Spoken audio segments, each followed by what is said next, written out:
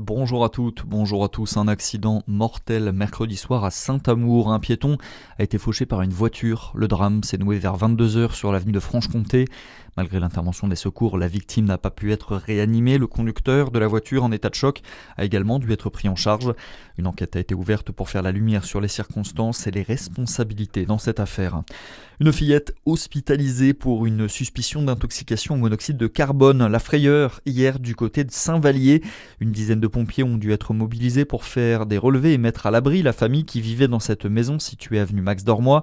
Résultat, rien à signaler, pas de fuite de gaz, pas de traces de monoxyde de carbone. Les secours ont tout de même conduit la fillette vers l'hôpital pour de plus amples examens.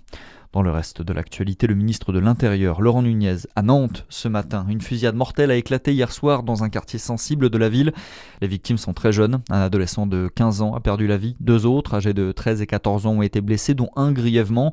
Fin avril, un jeune homme avait déjà été tué et un autre gravement blessé par balle dans le même quartier.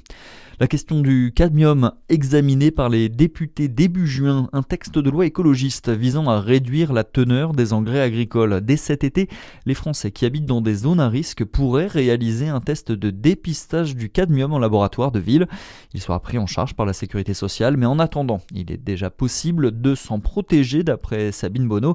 Elle est agricultrice et fondatrice de Planet Score. Limiter la consommation de céréales complètes, puisque le cadmium est essentiellement dans l'enveloppe des grains. Il y a des fibres dans beaucoup d'autres aliments, notamment les fruits et les légumes, les tomates, les courgettes, les aubergines, etc., toute la famille des choux. Et deuxième chose, expliquer aux Français que plus on est en anémie ou en carence de fer, plus on absorbe le cadmium au niveau digestif. C'est vraiment une mesure immédiate qu'on peut mettre en œuvre pour se protéger et protéger sa famille, qui est de vérifier son statut en fer au niveau sanguin, ça ne coûte quasiment rien, et de se supplémenter si jamais on observe qu'on a cette carence en fer. Les femmes et les enfants sont plus susceptibles d'être touchés par un manque de fer et donc d'absorber du cadmium.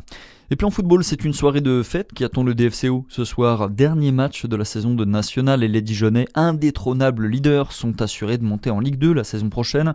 C'est donc un match pour l'honneur qui se prépare au stade Gaston Gérard face à Orléans. L'occasion de remercier le public et ceux qui vont porter le maillot rouge et blanc une toute dernière fois avant de quitter pour de bon le vestiaire dijonnais. C'est le cas de Lenny Montfort ou d'Ismaël Diallo.